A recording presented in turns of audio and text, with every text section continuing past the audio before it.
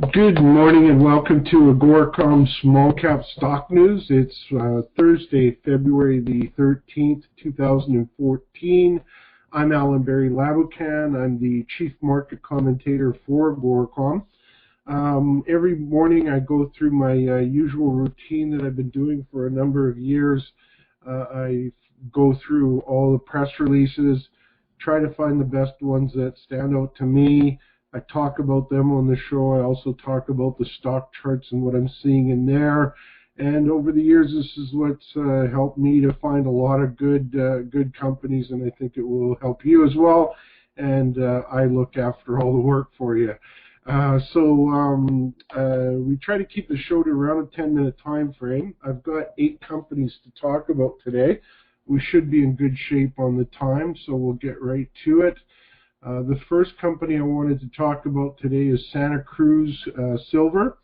Santacruz Silver announced that the previous bought deal financing that they announced for $8.75 million has been increased to $10.75 million. So looks like there's a very strong demand for that financing that they're doing. Just looking at the stock chart right now, and the stock right now, it's up 2 cents to $1.10 on 42,000 shares traded. Just going to their stock chart now. From the November lows, they kind of improved from there. Then they went sideways for about 6 weeks. Recently, they've broken out from that debasing period. It's been on very significant volume. They are trading above their 20, 50, and 100-day moving averages. I like what I see in this stock chart, and this is a company that I could see myself talking about at on the end of the week show, the best of the best in weekly news. Yeah, I like what I see. SCZ is their stock symbol, and they trade on the Venture Exchange. Next up is Osisko Mining. Osisko Mining sent out a letter to the shareholders indicating that they feel the offer from Goldcorp is inadequate. I've talked about this on past shows, and to me, I agree. I don't think that they're getting enough for the company. The company is a 500,000 ounce producer. And one of the lowest cost producers in the industry, so I don't really see why they benefit from having Goldcorp as a part or as taking them over. I think the shareholders would do a lot better in the long run on Osisko on its own, but that doesn't look like what's in the cards anymore. Unless, of course, the shareholders turn down this offer. I don't think that's going to happen. I think what is more likely is that the offer will get increased. It's kind of, I don't really want to see it happen because I think that the industry needs more of these middle-tier producers. But, you know, the markets are what they are, and every day you're a publicly traded company. So another company can come along and make an offer, and then it's up to the shareholders. I'm just on the stock chart. On the stock, it's up 18 cents today to $6.82 on 9.7 million shares traded hands. Obviously, the market thinks that the bid from Goldcorp is too low because the stock is trading at well over $1 higher than what the offer on the table is. And I think that Osisko management made a good case to their shareholders with this letter that they just sent. Now, in a takeover offer, it's always very difficult to get an idea of what the trend is telling me. I think the trend is telling me that the market thinks that there's a bigger bid coming. We will see from as time goes on. OSK is their stock symbol. They trade on Toronto. Next up is Goldcorp. Goldcorp announced a $2.7 billion loss in fiscal 2013. They also provided an update to their reserves and resource estimates. And announced that they had record and full year gold production. Now, I haven't had a chance to look over this news release really closely, but I would imagine that the reason for that loss is a write-down on some of their reserves. I'll have to take a good look at the news release. I have seen this, that the reason I brought it up today, several mining companies are writing off with gold down where it is. A lot of their reserves and resources are not profitable, so at these prices are not likely to be mined, so they have to write them down. It's a trend we're seeing, but the market shook it off today. The stock is up 74 cents to $29.36 on 2.75 million shares traded hands.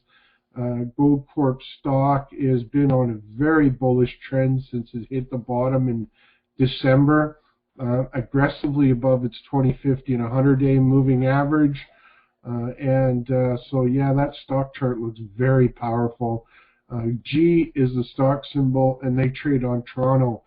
Next up is Mandalay Resources. Mandalay Resources announced that they've increased their gold reserves by 41% and antimony reserves by 108% in 2013. Very good numbers there. Their proven is 4.7 million ounces on the silver front. Let's see, I wanted to talk, oh, there it is. On the silver front, 61,000 ounces in the proven, to 240 in the probable.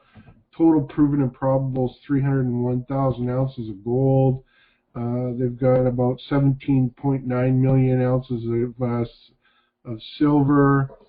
You can find all the details in the company's press release. So far, the stock's doing pretty good. It's up 3 cents today to 90 cents on 211,000 shares traded hands. Stock's looking better since the December lows. It's not on one of those aggressive moves, but it's definitely moving up. It's currently trading above the 50 and 100-day moving averages, and above the 20-day as well.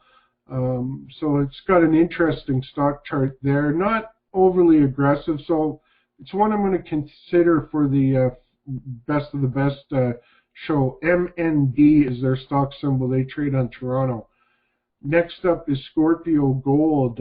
Scorpio Gold forecasts 40 to 45,000 ounce gold production in 2014 from their Mineral Ridge operation in Nevada. This is a 70% owned project located in Nevada, as I said earlier. The total cash costs are $800 per ounce of gold production. They don't give the all-in numbers here, but we'll have to take a look at that a little closer in the press release. Stock's up half a penny today to 29 cents on 36,000 shares traded. Just looking at the stock chart, and this one's been on a better move since the November-December lows. It's been sort of, it had a good move in December and into early January, and it's been kind of going sideways since, meandering, looking for a direction there. Kind of a tough one for me to call on the chart right now, but I'm going to do some more homework on that one. SGN is their stock symbol. They trade on the Venture Exchange. Next up is Primero Primero Mining. They announced their fourth quarter and full year 2013 results. They had their highest revenue and lowest cash costs in the history of the company in 2013. They had a record revenues of 200 million and strong adjusted net earnings of 38 million. Lots of good details in the press release. You can find on the company's website. Stock is flat today at $7 a share on 386,000 shares traded hands. just looking at the chart. And the chart has been very powerful from the lows that were set back in December. Has really had a significant breakout. This one's been a strong performer. I'm a little nervous about making a positive call on this trend right now because it has moved so aggressively. I would like to see it take see some profit taking off of it, but they're definitely looking very solid these days. P is their stock symbol, and they trade on Toronto. Next up is Klondex Mines. Klondex Mines had infill drilling results from their Joyce and Vonnie veins at the Fire Creek project. Their highlight hole hit 1.92 meters of 146 grams per ton of gold.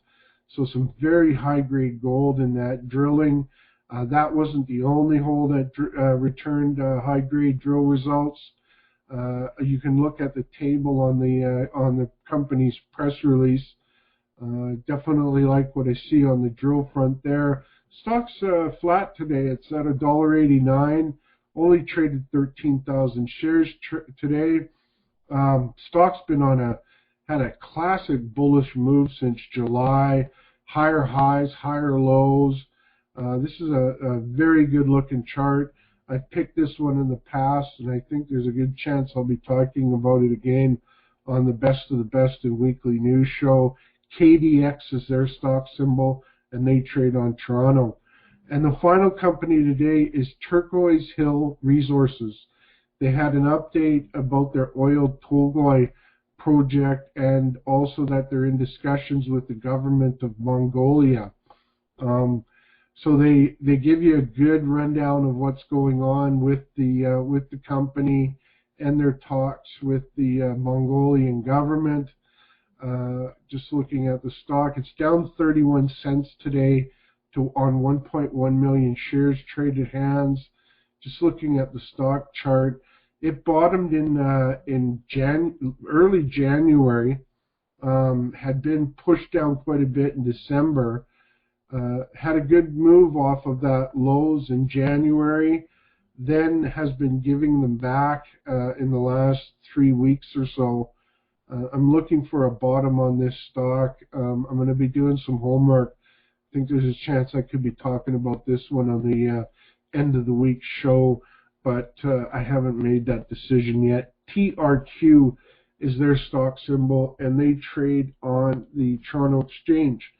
So that's a wrap on the news for today. As always, before I'm making any investment decision, it's important for you to do your homework and speak with your financial advisors. Join us Monday through Thursday here at AGORACOM.com, on my website at AlanBerryReports.com. Join us at the end of the week for the Best of the Best and Weekly News shows.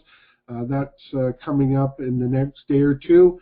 So on that note, you have a great day, and we'll talk to you soon.